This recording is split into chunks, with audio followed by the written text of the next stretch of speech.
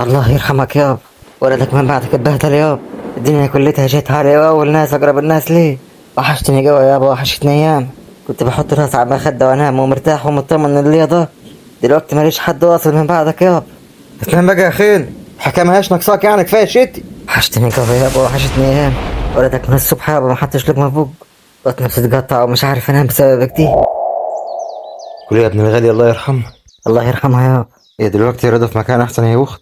الحمد لله على كل حال ياب. الحمد لله يا ولدي، انا عمري في حياتي يا رضا ما قابلت حد في حنيه امك ولا طيبتها، وانت واخد طباعها الله يرحمها. الله يرحمها، ريحت واستريحت. ايه ما اكلتش ليه كالعاد؟ انا قلت لرضا ياكل بس هو جاي يستناك. ايه اللي اخركم كده والعيال الباقيه فين؟ كتر خيره رضا، واخد طبعهم وباقي الغالي على قلب. اقعد يا سام. العيال ما جيتش ليه؟ هتلاقيهم جايين دلوقتي. اقعد يا سام، احمدك واقف ليه؟ ما تجي لنا حاجه يا رضا، خلينا نقعد جنب ابوي. حاضر يا اخوي. خليك يا رضا ما تقومش، الدنيا ماسحه قدامك يا سام. ما انا يا ابويا الكبير ومتعود ان انا اقعد جنب. معلش بقى النهارده اقعد يا سام، احكوا لي يا سام. ده ابن الغالي يا سام، والحاج كمان ممكن يبيع اي حد عشان ابن الغالي. هنفضل مستنيين العيال كتير يا صابرين، قوموا شوفوهم فين وندهلهم. احنا جينا اهوت ياب. ايه الحلاوه دي يم؟ بط وكفته وحمام ومحشي، ده انت مروق علينا النهارده قوي. اصل النهارده يا حبيبي ذكرى زواج ابوه، عشان كده وصانا اعمل لك الوكل ده كله. معقول هو انت تتزوجش زي النهارده؟ مش قصدي عليا انا يا حبيبي، انا قصدي على الغالي. الغالي الله يرحمه، لو يعني يجوز على الله الرحمه. يا ريت تجيبها لبره يا صبري، سمى يلا يا اولاد وكله. وانا قلت حاجه، دلوقتي سالنا عاملين الوكل ده كله ليه؟ عشان كده رديت عليه وقلت يلا يا رضا سمى كل يلا. حاضر ياب. كلهم حاطين رضا في دماغهم ودي بسبب امه. حكم الواحد خايف يموت في اي وقت كده ويظلموه. انا عايز اقول لكم حاجه يا اولاد. خير يابا، ايه اللي حاصل؟ ما تعليش صوتك قوي كده يا ناجي، انا سامع. حاضر ياب. انت عارف يابا ان انا ودني وجعان. ماشي اسمعوني، انا عايز اقول لكم ان انا في اي وقت ممكن اموت. بعد الشر عليك ياب. الموت ما هو الشر، الموت علينا حق كلنا هنموت، محدش قاعد. المهم اسمعوني وفتحوا ودنكم. قول يابا سمعان، وقعكوا الدنيا تضحك عليكم وتخليكم بعد ما انا اموت تاكلوا في بعض. وايه اللي جاب التفكير ده في دماغك يا حاج كامل؟ سيبنا اتكلم مع ولادي يا صبري. ماشي يا حاج كامل اتكلم. اسمع يا دي انت هو، الدنيا ديت ملهاش عازي، عشان كده اوعاكوا تلهيكوا، اوعاكوا تعملوا زي ناس بشوفها كتير بعد ما ابوهم يموت يتخانقوا على المراه ويظلموا بعض ويظلموا اخواتهم. اختكم دي هحطها في عينيكم، هي دي اختك الوحيد. لو حصل لي اي حاجه في اي وقت زوجها للواد اللي جرى فتحتي. هي رايداه وهو ريد، وانتوا مش تايهين عن علي شغال معنا في محل الدهب بقاله سنين. بس يا حاج كامل ما حلتوش حاجه. ما هو انا وعدته، قلت له ان انا هساعده، وقد هيك دي البت ليها حاجه، ولو ما كانتش تفيد جوزها هتفيد مين؟ المهم يا حاج كامل، كنت عايز تقول ايه تاني؟ اوعاك تخلفوا معاها الوعد اللي انا وعدتهوله. ما تقلقش يابا، وغيرك دي انت معانا اهو. ومين عارف يا رضا، انا قلت هقول لكم كده عشان الواحد ممكن يموت في اي لحظه. الموت علينا حق وممكن يزورنا في اي وقت. انا سايب لكم فلوس يام، محل الدهب فيه ب 80 مليون بضاعه، والفيلا اللي احنا قاعدين فيها والاتنين فدان ارض مباني ثروه تعدي ال 200 مليون. كل واحد فيكم هياخد حقه ويشوف مستقبله، والمبلغ اللي انت هتاخدوه يكفيكم لحد ما تموت، يعني ما هياش مستاهله خناق. واحد فيكم ياكل ورث التاني، عند ربنا كبيره قوي. ما تقلقش يا حاج كامل، ولاد مربيهم احسن تربيه. والله يا صبري انا قلت كلهم برضه، انا عارف كويس ان هم متربين احسن تربيه، بس خاف ان حد يلعب في دماغهم ولا حاجه. قصدك ايه يا حاج كامل؟ انت عارف انا قصدي ايه. قول يلا يا انت هو. بس انا يابا اكتر واحد تعبت معاك في المحل ده، تعبك معايا بحساب، كل واحد فيكم تعب معايا حسبته، ودي عشان لما اموت محدش يقول انا تعبت معاه. كل واحد فيكم هياخد حقه بالتمام والكمال، محدش هياخد فيكم جنيه زياده، واللي ياخد جنيه زياده بقى يبقى حر. وانا كده هسيب وصيتي مع عمك وبرع. ايه يابا، وايه جاب الكلام ده دلوقتي؟ ربنا يهديك طول العمر يابا. اللي فيه الخير يقدم ربنا، وانا طول ما انا عايش ان شاء الله هزود لكم الثروه دي ان شاء الله في الحلال، عشان كل واحد فيكم يكون معاه اللي يكفيه، عشان كل واحد فيكم لو عايز يفتح محل دهب ولا حاجه خاصه بيه يفتح. اهم حاجه تبصوا على الحلال والحرام وتشتغلوا بالحلال، واعكوا الدنيا تلهيكم.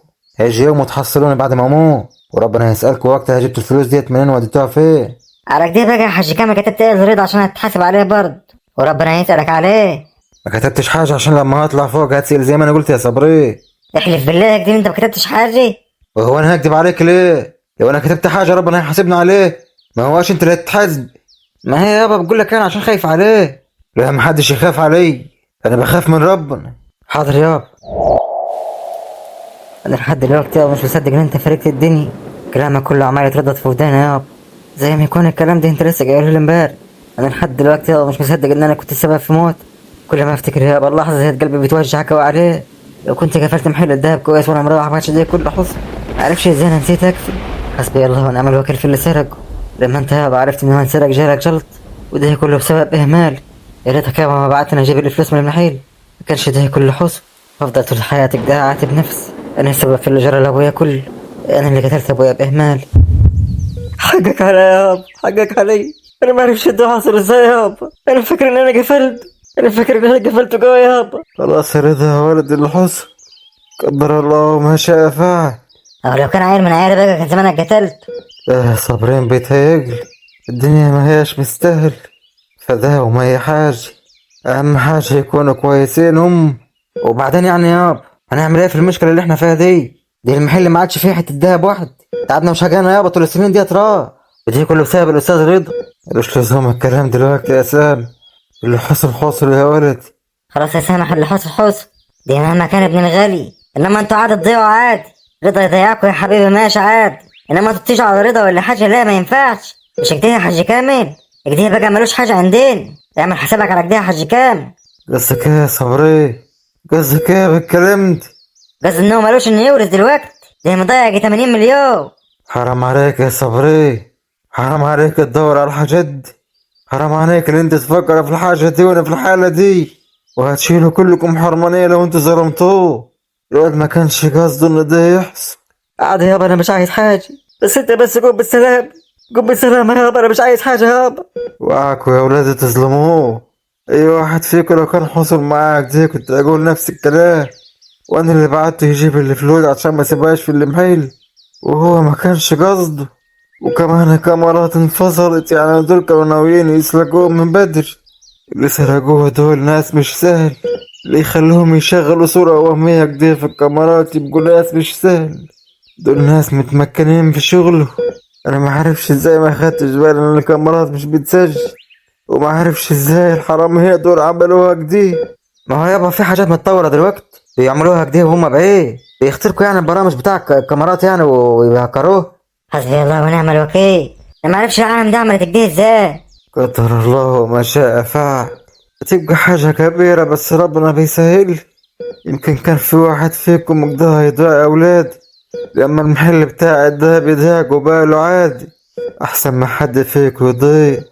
المهم يا حاج كامل شد حالك كده امال وجوه، انت كبرت المحل قبل كده وتقدر تكبره تاني، اهم حاجه قمنا بالسلام.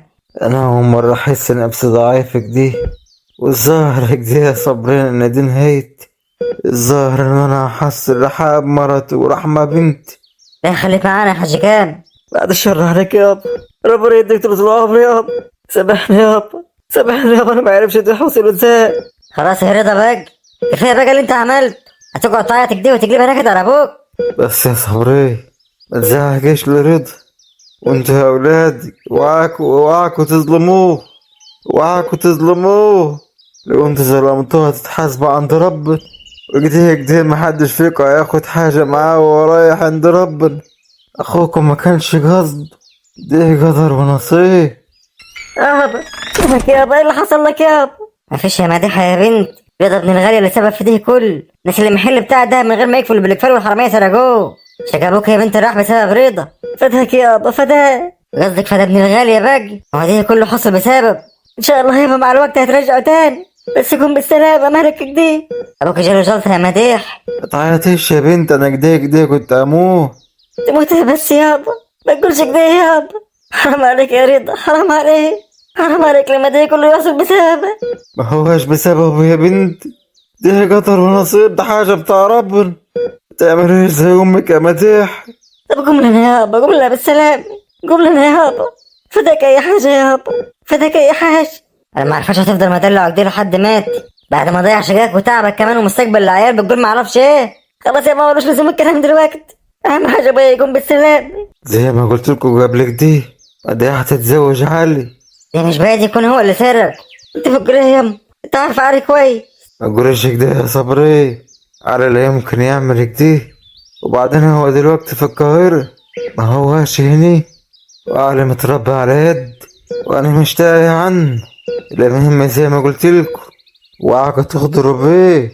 انا وعدت ان انا هساعده واجيب له شق ويتزوج اختكم على سنة الله ورسوله، وعاك تخلفوا بالوعد اللي انا وعدتهوله.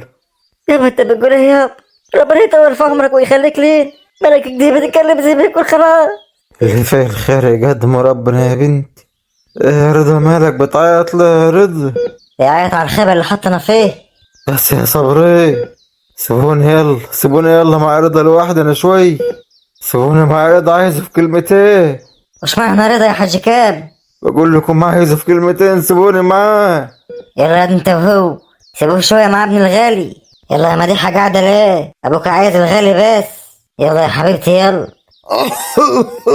بطل عيط يا رضا، حرام عليك يم. اخلص يا دي انت. ما هو اكتم يا دي انت، ما هوش وقت خناق دلوقتي. روح يا مديحة هاتك ازازتين مي. يلا عشان ابوك هتلاقيه عطشان وانا اشرب انا كمان. اجيب من هنا دلوقتي يم. في محل يا بنت تحت المستشفى تحت. يلا انزلي يلا ما. ماشي يم. ايه مالك يا خير انت وهو؟ مكشرين ليه وزعلانين يا اخوي؟ يعني هو انت مش عارفه ليه يما اللي حصل لابويا ده كله بسببنا؟ انا كنت هتبقوا مبسوطين، كنت هتبقوا مبسوطين لما الواد ده ياخد جدكم. يهبل منك ليه؟ اللي حياة ابوكوا ده كله بتاعكم. الواد ابن الخدامة ده ملوش حاجة. ضحكت على عقل ابوكوا واتزوجته. كان لازم نعمل كده. لو ما كناش عملنا كده كان زمانكوا ضيعتوا. ده مش بعيد كمان يكون كاتب له حاجة. اهو قاعد معاه هو جو، هتلاقيه بيقول له كاتب له ايه. ربنا يستر بقى بعد ما ابوك يموت. يعني يما لو ابويا مات بسببنا مش هسامح نفسي. هو فين ده اللي بسبب؟ ده كله بسبب رضا. واحنا نضحك على بعض يما؟ رضا ما نسيش المحل مفتوح ولا حاجه. طب بس اخلص ما تعليش صوت. مش عارف امال انت هو ما تبقوش خرقانك دي. ان شاء الله ابويا يقوم منها ما تقلقوش، بس المهم ان احنا حفظنا حقنا وخلاص. يا ريت يقوم يا اخوي، يا ريت يقوم، اصل هو باين عليه التعب قوي. انا لو اعرف ان ده يحصل عمري ما كنت اعمل كده. والله الكلام ده جاي من قلبك يا عبد الستار؟ حرمكم فين ما جوش معاكم ليه؟ هما دول اللي هيفوقوك، هما دول اللي قلبهم على المصلحة ويهمهم جو ان الرضا ما ياخدش حاجة. عيالكوا اولى بالفلوس دي. ما نفسكش يا عبد الستار تسيب البيت اللي انت قاعد فيه انت ومرتك دي وتقعد في فيلي؟ او لو رضا لو هياخد حقه مش هيبقى فيه فيلا ولا غيره. زي كمان ان اختك كمان مش هنديها حاجة. ما عندناش حريم بتورث، يعني كده الجسم هتبقى على اربعة وانتوا اولى من اي حد. انا مش بدور عليا، انا بدور عليكم. بدل ما كل واحد عنده بيت يبقى عنده فيل وكمان تفتحوا محل ده. انما لو رضا خد حقه ومديحة خدت حقه يبقى خلاص اخركم هتفتحوا محل ده وتخليكم في البيت اللي انتوا قاعدين فيه. وغيرك ده رضا ابن الخدامة ملوش حق يور. كفاية ان هي خدت ابوكم مني، وانا اللي كنت غلطان انا دخلت خدامة في بيتي. ده هو بيتي كمان اخته التوج. لو كانت عايشة لحد دلوقتي كان زمانها ورثت هي كمان. بس الحمد لله ماتت وهي صغير، وكان نفسي كمان رضا يحصلها، بس هقول ايه قدر ونصيب. خلاص سهله ما تزعلوش نفسكم، نرجع الدهب تاني ونقول لابوك ان احنا غلطنا وعملنا كده. ايه رايكم في الكلام ده؟ ايه انت بتقولها يا اخوي؟ ما انا شايفكم زعلانين. ما هو لو ابويا عرف ان الدهب معانا هيرجع يبقى كويس، بس مش بعيد يحرمنا من الميراث كله. انت رايكم ايه؟ ايه وقتها بقى هيدي رضا كل حاجة كده بضمان. تصدق فكرة برضه يا سامح؟ اصل هما شكلهم كده خريانة كده وهيودونا في ده. خلاص بقى ما قفلنا على السيره دي. قفلنا يعني ولا انتوا زعلانين؟ احسن حاجة ان رضا اللي محطوط في الوش وقدام الناس كلها هو سبب في خراب بيوتنا. يعني دلوقتي احنا من حقنا ان احنا ما ندلوش حاجة، وده اللي هيحصل فعلا. ابن الخدامة هيترمي في الشارع ومش هيبقى حيلته ولا جنيه. بس ده لما ابوكوا يتوفى هو شكله باين عليه كده انه هيموت، وده قدر ونصيب زي ما هو قال. كده كلنا هموت. وموضوع مديحة اختنا يما هنعمل فيه ايه؟ ده هو بيقول ان هو وعد الواد علي ان هو هيجيب له شق وهيساعده في الزواج. ابوك يقول اللي يقول، هو عايش لهم. ما هي مديحة خلاص هتخلص السنة دي وبعدين تتزوج. ما تشغلش بالك خليها بظروف. لو الواد جاهز هنزوجها له، ما هو جاهز يشق طريق ونزوجها لواحد معاه فلوس مش فقير زي علي. ها يا رجاله خلاص استباني ولا في حد مش عاجبه اللي حاصل؟ ها يا عبد الستار مكشر ليه؟ ماشي يما خلاص يما. ماشي يا حبيبي انا قلبي على مصلحتك. يا ترى عمالين يحكوا في ايه جو؟ اكيد كاتب له حاجه. كمان انا خايفه من اليوم دي يتفاجئ كده انه كاتب له حاجه كبير. لو بيتهيألي يما عمره ما ابويا يكتب لحد حاجة. ايوه زي ما كان بيتهيألي انه عمره ما يتزوج علي، وعمره ما كنت اتخيل انه يتزوج الخدام. قصدك ايه يما؟ سيبكم من الكلام اللي ابوكوا بيقوله قدامكم. ابوكوا بيجي عند الخدامه وابنها بيحين وممكن يعمل اي حاجه عشانه. تفتكر يما انه ممكن يكون كاتب له حاجة؟ بنسبه 90% يكون كاتب له حاجه. دي ابوكوا وانا عارفاه. اموت واعرف بيتكلموا فيا جو. مش المفروض ابويا قبل ما يموت حتى كده يقعد مع ولده الكبير؟ لا ازاي بقى لازم يقعد مع رضا ابن الخدام؟ اصلها كانت غاليه عليه قوي. طلعت يا رضا بتعيط ليه؟ ده مش ذنب، ده ما هواش ذنبك يا ولد. مش ذنب ازاي بس يابا؟ انا سبب في كل اللي بيحصل ده يابا.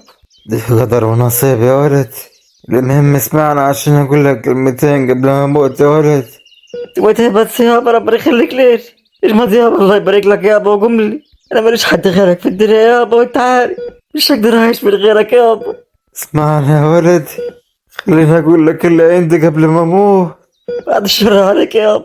انا عايز احكي لك اللي حصل من زمان يا رد، بس قلبي ما كانش مطوعني يا ولد، قلبي ما كانش مطوعني ان انا اقول، بس لازم أنا اقول لك قبل ما اموت، لازم انا عارفك اللي انا مخبيها عنك بقالي زمان. خير يابا، ايه اللي حاصل؟ امك يا ولد ما ماتتش موتة عادية زي ما انا كنت بقول، انا كنت قايل لك ان هي تعبت فجأة وماتت، انما يا ولد هي ميتة مقتول. بقري يابا. زي ما سمعت كده يا ولد. انا احكي لك يا ولد اللي حصل. اللي حصل يا ولد ان انا كنت يومها في المحل بتاعنا، وكان يوميها شبكة عريس وعروس، وكان المحل ملام من اوله لاخر. كان يوميها اخوك سامح معاي، وكنا فرحانين جو ان المحل ملام. ما شاء الله يا ابويا، المحل مليان على الاخر. يا سامح يا ولد، ربنا يزيد ويبارك. روح انت يا سامح وقف مع الناس بره. حاضر يا ابوي. الحمد لله، ربنا يغنينا بالحلال ويبعد عنا الحرام. ايه دي رحاب بترن علي؟ ايوه يا رحاب. ايوه يا حاج كام. ايه يا حبيبتي خير؟ المستشفى كلمتني دلوقتي وقالت لي لازم اروح المستشفى دلوقتي، يقولوا لي الواد حالته خطير. رضا حالته خطيرة؟ ايوه يا حاج كام، لازم تجي دلوقتي ونروح. تعال بسرعه يا حاج كام. طب استهدي بالله بس واستنى كده امشي الناس اللي موجودة في المحل، ان شاء الله ربنا يعديها على خير. انا مش هيجري قلب، استنى يا حاج كام، انا هاخد البيت انا واروح وابقى حصلني انت. لا يا رحاب خليكي زي ما انت، وعاك تخرج من البيت في الوقت ده. انت مش شايف الجو عامل ازاي؟ ما انا هعمل ايه يعني يا حاج كام، انا قلبي بيقطع على الواد. سيبها لله بس، واللي في الخير يقدم ربنا، ربنا ما هيجيبش حاجة وحش. اصبر لحد ما اجي واخدك بالعربية ونروح. ماشي يا حاج كامل بس بسرعه. انت عارف ان انا كان نفسي اخلي في حاج كامل واجيب واد. معنى كده تاخد البت في الساقعة دي وتروح المشوار دي، تضيع البيت عشان الواد يعني؟ انا كده اقدم لك فتاة في البطانيه. انا هستناك يا حاج كامل بس بسرعه. ماشي يا رحاب، وانا مش هتأخر عليك، وبعدين الساعة واحدة دلوقتي، اوعاك تعملها وتمشي، اول ما ماشي الناس هقفل الوجيل. ماشي يا حاج كامل بس ما تلواش. خلاص ماشي ماشي، يلا سلام. مع السلامه. يا رب يجيب لها واجب سليم، ربنا يسترها ورضا يطلع من الحضانة على خير. دي كان نفسها تخلف واد جو، يا خوفي تعملها وتمشي في الساعة دي لوحدي، الساعة واحدة بالليل ومستحيل تلاقي حد يوصلك. بقول لك يا سام. ايوه ياب. ما تعرفش كده توقف كده وتاخد بالك كويس وانت واقف على ما اروح مشوارك دي صدرات. ما انت عارف يابا ان انا مش عارف اقف في المحل كده لوحدي، اخاف ان حد يسرقني ولا حاجة يابا. وبعدين في المشكلة دي، وايه اللي حصل بس يابا؟ ها لا لا لا مفيش حاجة. يعني ما تعرفش كده تاخد بالك كده على ما اجي، انا مش هاخد وقت يعني، انا خاف يابا ننسلك ولا حاجه يابا.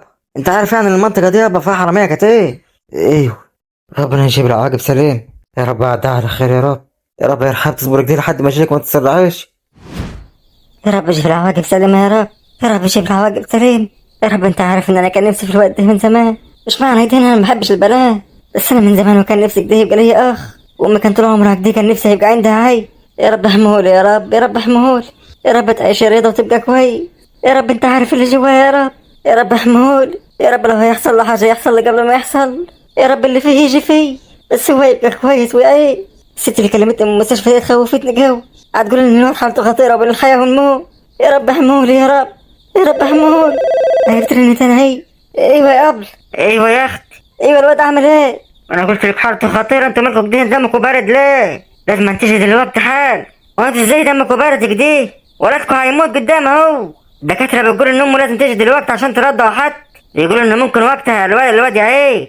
صحيح هما قالوا لك كده؟ ايوه ده صفرة شديدة قوي، بيقول لك لازم امه ترضع كده عشان يعيش. عشان دي يا بنت الحلال لازم تروح دلوقتي حال، قصدي يعني جيل المستشفى يعني هناك اهو. وانت حرة بقى يا بنت الحلال، عليها بلغت. خلاص ماشي هاشي دلوقتي ماشي. لازم بس مش فاضي عشان كده مش عارف اجي، والجو زي ما انت شايفه كده ما هوش مظبوط. خايفه اشيل البنت بنتك دي واجي تتعب ولا حاجه. يا بنت الحلال هتتعب شوية وتخيف، دي لو تعبت اصل، انما ولدك هيموت، ودي كله عشان ابقى واقفة بس على انك ترضعيه. يعني معنى كده لو انا رضعت هيخيف؟ ايوه يا بنت الحلال خلص بقى ما تبقيش رايق. انا بقول لك الواد عنده صفرة شديدة قوي، ممكن كده ما يكملش ساعة ويموت. وانت حرة بقى عليها بلغتك، يلا سلام عليكم. انا كده لازم اروح، انا الحاج كامل عارف ان انا هروح، مش معقول اسيب ولدك ده يموت. يا رب يا رب جيب العواقب سلامة يا رب. يا رب استرها يا رب. كده ما قدام مش حل تاني، لازم نروح دلوقتي حال. الركن مطلوب مغلق او غير متاح، حاول اتصال في وقت اللاحق. وبعدين بقى ده مغلق كمان. يا رب استرها يا رب. اشرب برن عليه تاني، يا رب يرد لو كده يجي بالعربية كده يلحق، يا اما كده هضطر بقى اروح ماشي. الركن المطلوب مغلق او غير متاح، حاول اتصال في وقت لاحق. خلاص ماشي حاضر ماشي. يا رب يا مساء، الجماعة دول طولوا جو. يا ريت انت والعروسة قدامكم كتير لسه. اعمل حاجة، انت مستعجل ولا ايه؟ معلش يعني كنا طولنا شوي. لا لا عادي ولا يهمك، بس انا بس عشان بستعجل شوي. معلش بقى عشان العروسه بس بتنجي براحتها. ماشي يا غالي، خدوا راحتكم، ربنا يكملها لكم على خير. اللهم امين يا رب. انا لسه ما عجبكيش حاجه؟ ما انا بنجي اهوت يا مصطفى. ماشي خليك سريع شويه بقى عشان الراجل. وبعدين في المشكله دي بقى. يا رب استرها يا رب. يابا مالك كده يابا؟ لا لا سامح، مفيش حاجه. انت لو تنصح كده سامح كده وراح المشوار اللي انا عايز اروحه. انا بقول لك يا ابوي المكان مليان حراميه يا ابوي، يعني هيرضيك انا المحل ينسلك بسبب ايه؟ اصل هو مشوار مهم قوي يعني. مشوار ايه بس يا ابوي وانا اروح لك انا؟ يا ريت كان ينفع. محدش فيهم يعرف ان انا متزوج. لو هم عرفت ان انا متزوج هتبقى مشكله. مش بقيت تروح تقتلها؟ روح كده يا سامح، بص على الجماعه اللي بره. ماشي يا ابوي حاضر. يا رب استرها يا رب، يا رب اجيب لها واقف سليم. الشبكه هنا مياش حلو، لان بقى يا اخي مش وقت. هو فين هو؟ ايوه يا حاج كام. ايوه انا خلاص قربت اجي اهو. على الشبكه يا حاج كامل انا خرجت. خرجت ازاي يا رحال؟ انا مش قلت لك تستنيني؟ ما كانش ينفع ان انا استناك يا حاج كامل، انا قعدت ارن عليك وبدينا مغلق. كلموني في المستشفى تاني وقالوا لي الواد بين الحياه والموت، وممكن يعيش لو انا رضعت عشان عنده صفرة شديده قوي، وكان لازم امشي دلوقتي حال. ما كانش ينفع ان انا استنى يا حاج كامل، انا خلاص ماشي في الطريق اهو. المشكله ان انا ما لقيتش حاجه اركب. اكيد مش هتلاقي في الوقت ده، الساعه بقت 2. انت ازاي تمشي كده من غير ما تقولي؟ وانا قعدت ارن عليك كتير يا حاج كامل، بس كان تليفونك بيدينا مغلق. لا اله الا الله. طب انت فين دلوقتي؟ خليك واقف في مكانك لحد ما اجيل. انا هسيب المحل بقى واسيب سامح واقف فيه لحد ما اجيل، ما قداميش حل تاني. لا يا حاج كامل، المحل ممكن ينسلك بسبب، انت عارف ان المنطقه هناك فيها حراميه كتير. ما قداميش حل تاني بقى، انت اللي ما استنيتيش. يعني هسيبك تمشي لوحدك في نص الليل كده؟ غيرك ده الجو مش حلو، ممكن في اي لحظه يشتي. ما تقلقش عليا يا حاج كامل، انا مشيت شويه حلوين، ما عادش بقى الا حاجه بسيط. خليك مكانك وما تشيلش اهم حاجه يا حاج كامل. بقول لك عارف ان انت فين؟ انا هجيلك بالعربيه دلوقتي اهو، واحد تتحرك من مكان. الحقني يابا دماغي اتفتحت يابا. لا اله الا الله، وايه اللي فتحها يا سام؟ ايه يا ولد اللي حصل يا ولد؟ انت كنت كويس دلوقتي؟ انت يا اخي ابويا مش حاسس بنفسي. الحقني يا ابويا انا بموت. وايه اللي بيحصل بالظبط؟ ايه المصايب اللي عماله تحدف علينا دي؟ الحقني يا ابوي، انا تايه قوي يا ابوي. ما تقلقش ده جرح سطح، ما تتهمش نفسك عشان ما تتعبش. طيب ماشي يا حاج كده ما نكتمها، ويا ريت لو اي عصير ولا مي عشان يعوض الدم اللي نزل ده. بسيطه يعني يا ولدي. ايوه ما تقلقش، ده تعويره سطحيه يعني، بس هات اي قماشه بس عشان نكتمها. حاضر يا ولد. يا رب استرها يا رب، يا رب نجيلي ولدي يا رب. ما فيش اي عربيه ولا اي حاجه كده عايزه تفوت، لسه المشوار طويل على المستشفى. لو اي حاجه عادت تقدري جبت فيها كده هتسهل الموضوع، والجو كمان شكله كده يشتي، يخاف الجو يشتي وبنتي تتعب مني.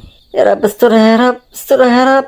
بقول لك ايه، انا لقيتها اهو. صح لقيتها؟ هي واقفه قدامها، هي تشيلها بيت. طب بقول لك ايه، ما تغيبش عن عينك عليها لحد ما اجيلك انا والرجال. بس بدنا نخلص الموضوع ده لوحده وخلاص، مش عايزين نتصرف. اصبر لحد ما اجيلك، ما تطيرش المصلح. يا عم ماشي خلاص هستناه. وبعدين بقى ولا عربيه كده عايز تعدي، شكلك ده هاخدها ماشي. يا رب الجو ما يشتيش، لو انها باين ان هي تشتي قوي، عماله تعمل رعده هي. سامحاني يا بنتي غصب عني، عايز الحق اخوك. طب بقول لك ايه يا عم ياسر، بقول لك اصبر على ماشي. هي مقابلاك ايه يا اخوي؟ مقابلاني؟ ايوه جاي ناحيتك هي. يلا قابلها وانا جاي وراها اهو. خلاص ماشي على البركه، تجي تنور. جدعتها عمال يتسحب ورايا ليه؟ يا رب استرها يا رب، ما هيش ناقصاه. يا ابني ما قابلتهاش ليه؟ يا رب استرها، الجو شيتي. معلش يا بنتي سامحين، يا رب ما تتعب مني يا رحمة. يلا يا ابني قابلها بقى. يا جاي من ناحيه الشارع مسكون. ايوه اللي فيه العماره مسكون. مش يلا قابلها.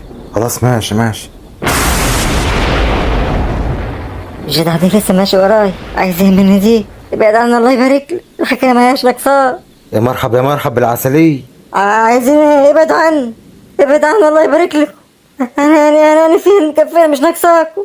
احنا بقى فين اللي مكفينا بقى ومحتاجين؟ يا حلو انت يا قمر. الله يبارك لكم، اعتبروني اختك. انا ولدي في المستشفى بيموت، لازم اروح الحقه دلوقتي. الحوار دخل عليه، شكلها طيبة قوي. الله يبارك لكم، اعتبروني اختك، وانا ولدي بقى بين الحياه والموت. سيبوني امشي عشان الحق ولدي. ما تخافيش هتلاقي ولدك كويس، احنا هنا اللي مش كويسين. بس ايه السلسلة الحلوة دي؟ خدها وسيبني امشي، خدها وسيبوني امشي. احنا كده انا خدي، ما جبتش حاجة من عندك يعني. طب سيبوني امشي بقى، سيبوني اروح الحق ولدي. استنى يا حلو انت بس، رايح على فين؟ اوعى يا ابعد عني لما صوتوا لم الناس عليكم، ابعد عني بقول. هو اللي يشوف الجمال ده يسيبه برضه؟ اوعى يد بقول. حد برضه يسيب اليد الناعمة دي؟ ابعد عني بقول لكم، ابعدوا عني لما صوتوا لم الناس عليكم. الناس كلها نايمة دلوقتي يا عسل، مفيش غير احنا وانت بس اللي صحيين. خد رايحة فين؟ يلا يا اخوي تعالى من الحاج، سيبها تجري قدامنا شوي، خلينا نتمتع كده واحنا بنجري وراه. يا خفي بس حد كده يكون صاحي ولا حاجة. حد صح ايه ده؟ الناس بتخاف تعدي من الشارع ده اصلا. ايوه عشان العمارة مسكون. يلا يلا قبل ما تهرب، احنا ليلتنا فول. يا رب استرها يا رب. معرفش درت له منين ده، لازم استخبى في اي مكان. لو ان العمارة ديت مسكون بس ما قدامش مكان استخبى فيه غير هنا، عشان هما يخافوا يخشوا هنا ومش هيتوقعوا ان انا استخبى فيه لحد ما يمشوا وراح لولدي. يا رب يا ريتها ولدي تعيش لحد ما اجيلك. يا رب تعيش يا ولد وما يحصل لكش حاجة. يا عم مش معقول هتخش العمارة المسكونة دي، يعني امالها هتكون راحت فين يا اخوي؟ انت اللي سبتها تجري قدامنا. ما هيش معقول يعني هتكون وصلت اخر الشارع دي في ثواني. هي اكيد في العمارة هنا. بصراحة كده بقى انا خايف، انا مستحيل ان انا اخش العمارة دي.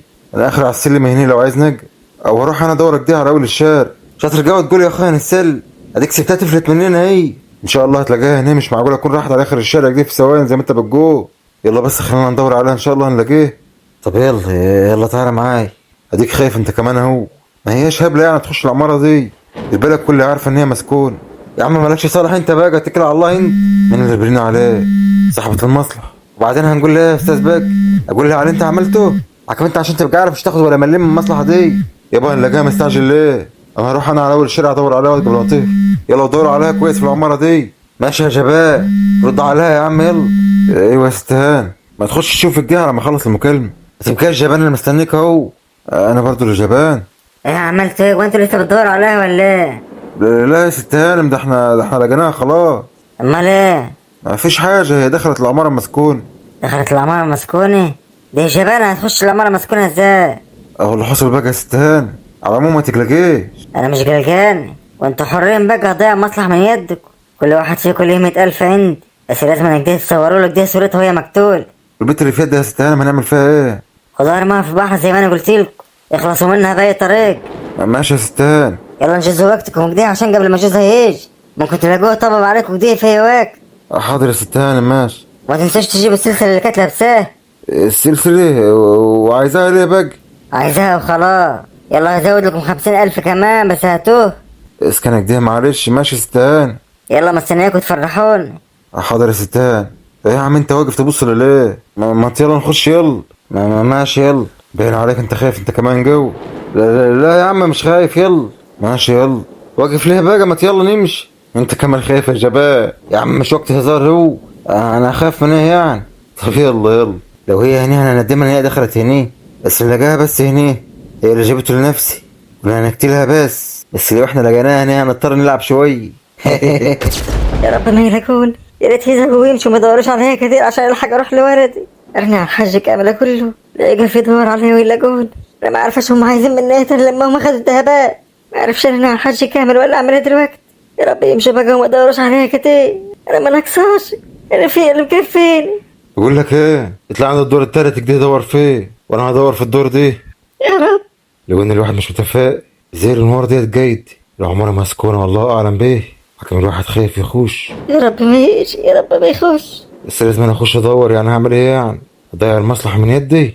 يا اخي مش حرام عليك امشي، انتوا عايزين مني ايه تاني؟ تاجل سمعت الصوت. لو انت هنا اطلع ما تخافش مش هاذيك، بس لو انت ما طلعتش هاذيك. ادور عليك واجيبك لو انت تحت الارض دي. سمعانا ولا لا؟ قلبي بيدق قوي. مستغرب انا النور ده جاي ازاي في العمارة المفروض محدش قاعد فيه.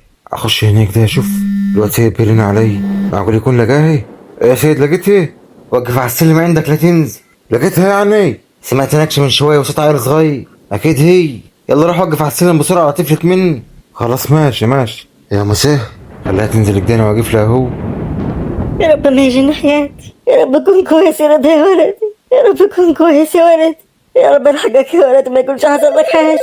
تليفون بيرين، يا ريت ما يكونش سمعه بيرين. الحاج كان، ايوه يا حاج كان. ايوه يا رحاب، انت فين يا رحاب دلوقتي؟ الجو جايبها جيت على اخره. انت فين دلوقتي؟ انا جايلك في السكه اهو.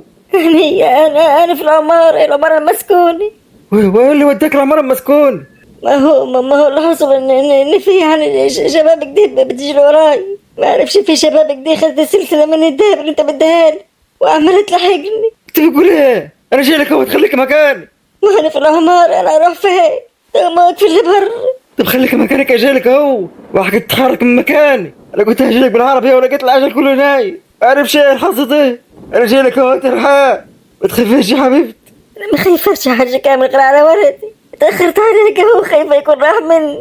ما تخافيش، انا خلاص كل 5 دقايق واكون عندي. ايش يا حاج كام؟ اه سمعت الصوت؟ قلت لك سمعت صوت تليفون بيرين. يا رحاب الحقني يا حاج كام. اللي بيحصل يا رحاب، اللي بيحصل هيلحقك منين يا حلو؟ محدش هيعرف يلحقك منين. هو حد فيكم المس سامعني يا رحاب؟ هو من اللي بيصوت في التليفون ده زوجك؟ اسمع انت هو اللي يلبس باجله، سمعت ولا لا؟ حلو التليفون دي. الحقني يا حاج كام. انت جدع انت هو، اديكم اللي انت عايزينه بس ما تبصوهاش، ما تبصوهاش واديكم اللي انت عايزينه. لو عايزين مليون جنيه اديهولكم. والله لو عايزين مليون جنيه تديهولنا؟ حركة قديمة قوي، شوية تقول اللي هيمس هعمل فيه واسوي، وشوية تقول هتدينا مليون جنيه. والله انا عندي كلمة هديكم اللي انت عايزينه كله، لو اكتر من مليون كمان هديكم بس محدش يمسها ولا يقرب لي. قفل الخط يا عم انت تسمع له، ملوش لازم الكلام. لا ما تقفلش الخط، ما تقفلش الخط الله يبارك لك ما تمسهاش. انا بقول لكم هديكم اللي انت عايزينه بس ما تمسهاش. الظاهر ان هو بيضيع وقتنا كده على ما يجي. استنى بس انا عايزه يسمع صوتك دي وهي بتعيط. انت كده عايزه يعيط كده؟ هو كده بيعيط. يلا خلينا نخلص عليه. يا اخي الله يبارك لك بقول لك هديك اللي انت عايزه، هديك اللي انت عايزه بس ما تمسهاش. ايه ماسك سكينة وعايز يموتني يا حاج كامل. لو انت مسكتوهاش كنت هطلع ارضك دي وقتلكم. سمعت ولا؟ بقول لكم ما حدش فيكم يمسي. انت لسه ما جاتش ليه يا حاج كامل؟ جاي لك في السكه يا حبيبي ما تقلقيش، جاي لك في السكه يا حبيبتي. اوعكوا حد يمسي، بقول لكم هديكوا اللي انت عايزينه بس ما حدش فيكم يمسي. هديكوا اللي انت عايزينه، لو عايزين 10 مليون، لو عايزين 50 مليون هديكوا. كده وسعها قوي. قمالي كده قمالي. ابعد عني ابعد عني، عايزين مني مش خدت قدامها. بس الطواقي بس والجمهور هيقولك على حاجه. انجز يا عم انت قبل ما يجي. حرام عليك يا عم قلت لكم يا كفار سيبوه سيبوه حرام عليكم. سهل ماله خليك سهلك دي. عايزين مني ابعد عني. شكلك دي مش هتسلك كده وهتضيعني. ما تخلص يا ابني قبل ما يجي، وعلى كده ما خلص عليها وخلاص. اوعى بقول لكم لو حد قرب لي اقتله، اوعكم حد فيكم يقرب لي. ابعد عني. نبعد عنك يا خليك حلوه امال. قلت لكم مش هسيب حد فيكم عاي. ابعد يدك عني هتموت. الحقني يا حاج كامل. كل ما كنت عملتكم ايه؟ انت فين يا رحاب؟ خلاص يا ابني انت شكلك دي جي. الحقني يا حاج كامل. انت فين يا دور يا رحاب؟ انت فين يا دور؟ يا ابني شكله جهل عمر خل. انت كل اللي انت عايزينه كله، انت كل اللي انت عايزينه بس ما تزهقش. ابعد عني، انا بالدور التاني يا حاج كامل. والله انت كل اللي انت عايزينه، والله ما بضحك عليكم، والله ما بضحك عليكم، انت كل اللي انت عايزينه كله. اوعى دي. يلا بسرعه، يلا خد البيت خلينا نمشي قبل ما يجي. انت فين يا رحاب؟ اروح يا حاج كامل. عملت فيها يا كفره، عملت لكم عشان تعملوا فيك دي. ما تخافيش يا رحاب، ما تخافيش يا حبيبتي، هتبقي كويسه يا حبيبتي ما تخافيش. ده كله بسبب غباء، قلت لك نقتلها ونمشي على طول. الحق بنتنا حاج كامل وهرب، الحق بنتنا وهرب يا حاج كامل. انا كده ضربت بالسكينة يا حاج كامل وجنب قلبي. الحق بنتنا يا حاج كامل وهرب. كده هنضطر نقتله هو كمان. هرب يا حاج كامل. مش هسيبك يا رحاب، انا حقك يا رحاب ما تقلقيش. سيبوني الحق، سيبوني الحق وسيبوا بنتي. انا هديك اللي انت عايزينه بس سيبوني، هديك اللي انت عايزينه، هات بنتي، هات بنتي وسيبوني الحق. لسه في يدنا نصلح اللي حصل وهديك اللي انت عايزينه بس هاتوا بنتي وسيبوني الحق. يبقى انت بتحلم، انت هتحصلها يا حلو. الله يبارك لك ما تضيعش وقت وسيبوني الحق. ايه حط البنت واشيلك؟ مش تقدر عليه ولا ايه؟ بقول لك هكتك يا جدع انت. بقول لك هديك اللي انت عايزينه بس سيبوني، والله هديك اللي انت عايزينه بس سيبوني، سيبوني الحق وما تضيعش وقت. شكلك دي مش قادر عليه. حرام عليك يا كفر، عملت لكم ايه عشان تعملوا فيك دي؟ عمل فيها فتوه؟ عملت لكم ايه قول لي؟ انا هخلص عليه. هسيبني يا حاج كامل. وامسك يدي ليه سيبني؟ حاج كامل. اللي فيها فتوه. عملنا لكم ايه يا ابني؟ مسكت يدي ليه؟ سيبنا نخلص عليه اللي عامل لي فيها حمش دي. رش رزوق ما فيهاش حاجه حكت لنا واحد، هتفرق يعني هو كمان. بقول لك مالوش لازم افهمك بعدين. لا تعملوا بدي فين؟ لا تعملوا بدي فين؟ عملنا لكم ايه يعني؟ هي لسه عايشه لحد دلوقتي ازاي؟ قاعده دلوقتي ده ما هيصف. يلا يا ابني هات البيت وتعال. حرام عليكم حرام عليكم حرام عليكم. عملنا ايه عشان يصوفي دي؟ هتعملوا ايه في البيت؟ حرام عليكم حرام عليكم. مين اللي خبطها بالسكين؟ انا اللي خبطت؟ يعني يا اخي مش عارف تخبطها في قلبي ايه؟ ما هي السكينه جنب قلبي هات، لو اتحركت هتموت، وغيرك دي لو ما اتحركتش حتى دم هيتصف. طب يلا يا اخويا هاتها وتعالى يلا. سهله اديها كمان سكين. بقول لك ايه ما حدش يعرف الحاج. خلص يلا هات يا ابن البيت انت بنخلص عليها يلا. حرام عليكم زبالة الخلفانة دي. لسه لسه شايف الدنيا قاعدة عملت لكم ايه عشان تقتلوني؟ احنا كلنا عملنا لكم ايه؟ ده انا حتى أول مرة اشوفكم. يلا يا ابني يلا. يا أمي يا أمي حوصل فاك ده قدامك يا أبوي، اتحرشوا بيها وقتلوها وخدوا أختك قدامك يا أبوي.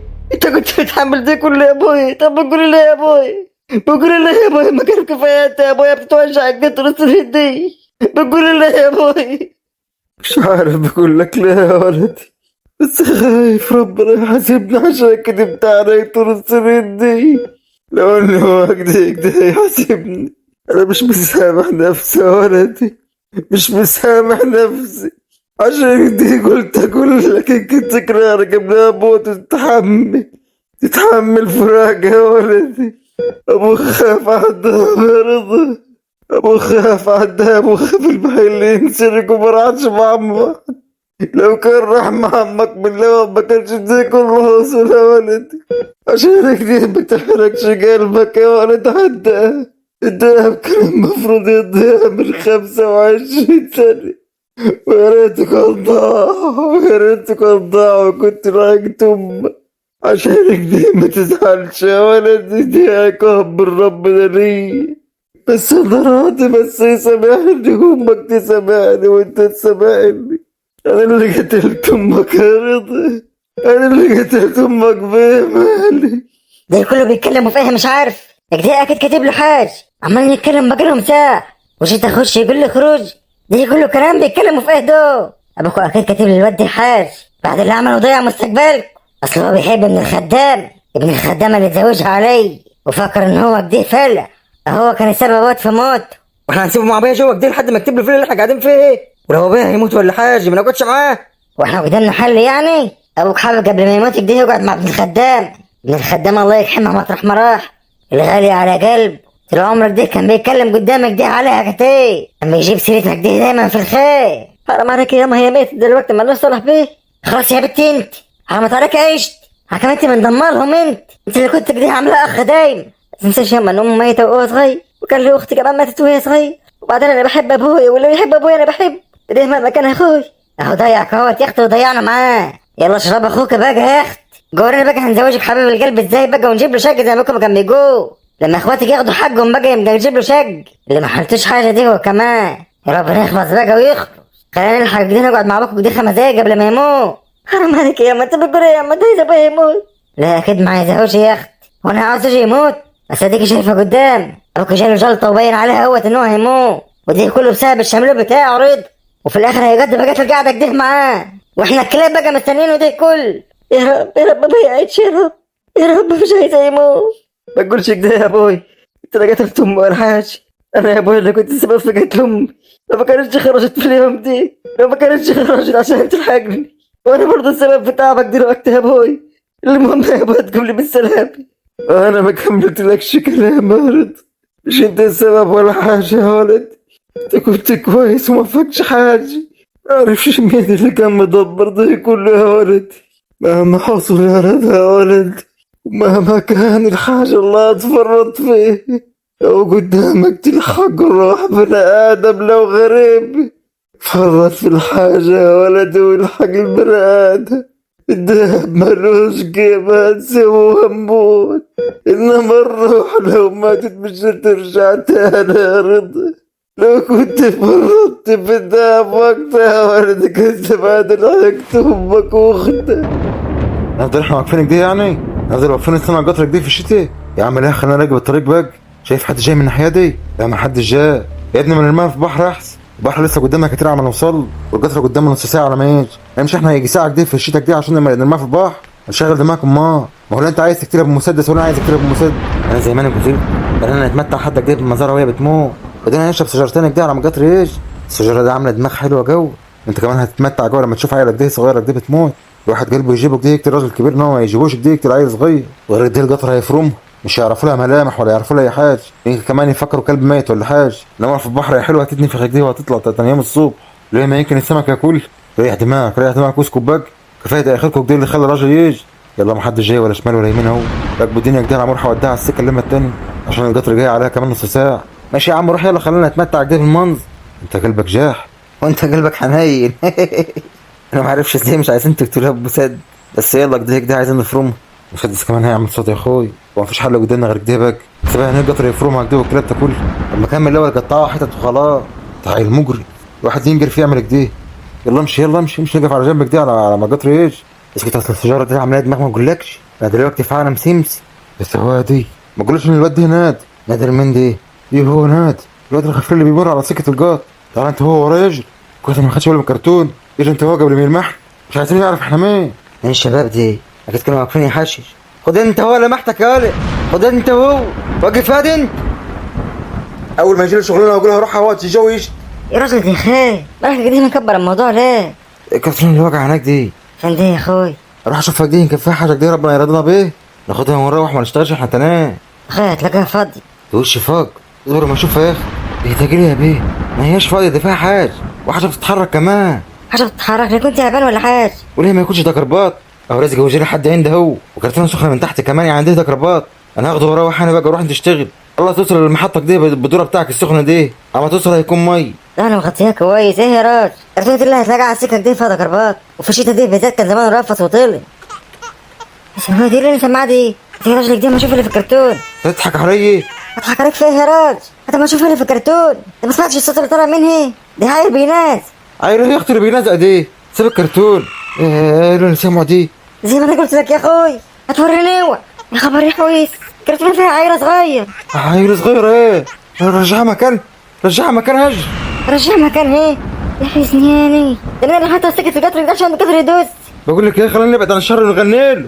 حط البت مكان، روح حطها في سكه القطر وسيبيه. احنا ما نصلح بيه. نصرح بيه ايه؟ ايه يا راجل انت بتقوله دي؟ نسيبها تموت يعني؟ انا هروح شغل وانت حره بقى اعمل اللي تعمل ايه. وحاجه تاخدها البيت عندين. ناخدها ونسال عليها يا سيدي، واحنا هناخدها نربها يعني؟ هم اصحابها حاطينها قدام القطر اهم. تروح تسال عليها تعمل ايه بالسؤال. اسمع الكلام وحطها مكانها يا بيت. يا راجل يا ابراهيم انت بتقوله دي؟ اعتبر ان بنتك مكان. حرام عليك، حرام عليك يا ابراهيم اللي انت بتقوله دي يا ابراهيم. نرجع البيت يا ابراهيم، ناخدها البيت يا ابراهيم. رجع يلا معاي، سيب البيت قدام القطر دي في الشتا دي. خلي في قلبك رحم. بقول لك احنا مقضيين عيشتنا بالعافيه، عايزه تجيب لها بلوه. يقول لك احنا اللي خاطفينها يا اخت. يا راجل مين دول اللي هيقول؟ يا عيني عليك يا بنت، احنا اللي الحاجه هو اللي يقول. يا حبيبتي احنا واخدين جوط عند ابوك بالعافيه يا حمام ومض. مربيين تلبلات بالعافيه، العيشه ماشيه بالزق معانا، مش ناقصين مشاكل كمان ويلبسونا تهم. روح يا ابراهيم الله يصلح حال، انا هاخدها ارجع بيه. الدور بتاعك يا اختي هيبوظ وانت واخده 50 جنيه مني عشان تجي بيه. يبوظ يا ابراهيم، انا هلحق البيت يا ابراهيم. لو رجعت لقيتها في البيت هسيب لك البيت وامشي. انا عايش معاك بالعافيه ومش طايق نفس. احنا عندنا 3 بنات وماشيين حياتنا بالعافيه وليه انت؟ تكونوش مفكرين انت عايشه في اسره ولا حاجه. يا اخويا احنا هنرجعها لاصحابها واحنا نربيه. هنقعد نتكلم حد الصبح. انا ماشي. يا راجل خلي عندك رحمه وتعالش معايا الدوره. ان شاء الله ترمي في سكه القطر بق. لا اله الا الله، انا ما عرفتش بكسرة القلب ديت من ايه. استغفر الله العظيم، بكره تلاقيها تلقت من بارد. يا ترى محطوطه قدام من مات، كفتره ما هيش مبلوله جو، انا لسه محطوط. طب اعمل ايه في الدوره دي عشان ما فقدتش له خلاص؟ سترك لسه طول وهتبرد مني. خص عليك يا ابراهيم ما عندكش قال. انا هلحق يا حبيبتي هلحق، ما تخافش مش هستغنى عنه. مش لما الكرتونه واحطها على الدور ايوه عشان تتدفى حتى بالسخونيه بتاعته. ما فيهاش حاجه لو باظ ونرمي البهايم بتاع ابوي، فده احسن ما اروح زي دي تموت. يا رب استرها يا رب. الحمد لله انك بخير يا حاج كامل، اهم عشان انت بخير. يا رب صبر على فرقني، يا رب صبر على فرقني. ايوه انا فين؟ ايوه ارحم رحم. انا كنت بحلم صح. انا كنت بحلم بس انا اللي جابني في المكان دي. لا لا لا, لا. مش بقول يكون بشحيل. مش بقول مش بقول طايتش يا حاج كامل، طايتش. الحمد لله ان انت بخير. ما تخافيش ارحم، ما تخافيش ارحم يا حبيبتي. لا لا يا حاج كامل، لا ما تشيلنيش ولا تحركني، متحركنيش عشان اموت. انا بشيبك على رجلي السكينة كانت بتخف في قلبي. لو انت شلتني هموت وقتي، وساعتها هتفكر ان انت اللي قتلتني.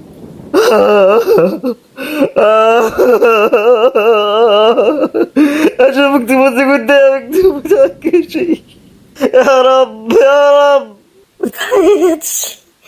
متعيطش يا حاج كامل، أنا شفت معاك أحسن أيام حياتي، شفتش معاك يوم ندمت على يا حاج كامل. ياخدوا بنتنا ودوها فين؟ هم يعرفونا منين ولا عملنا لهم ايه عشان يعملوا كده؟ معرفش يا حاج كامل، بس أنا سمعتهم بيقولوا هيقتلوني. يا رب يا رب، ليه كده؟ الحمد لله إن أنت اللي بخير يا حاج كامل عشان تربى عيالك. هم بقالهم قد ايه بتشي؟ بقالك قد ايه مرمى على الارض كده؟ زمانهم مش بقالك ربع ساعة. المهم أنا عايزة أطمن يا حاج كامل قبل ما أموت، عايزة أطمن أشوف ولدي كويس ولا لا. رحنا على المستشفى يا حاج كامل. آه. يا رب يا رب يا رب صبرنا يا رب. يا حاج كامل قبل ما أموت، الرضا هو اللي باقي لنا كده يا حاج كامل. خد بالك منه، خد بالك منه يا حاج كامل، وقف جنبه يا حاج كامل وما تظلموش. خد بالك منه بدل يا حاج كامل، اديله حنان الأم والأب يا حاج كامل. آه.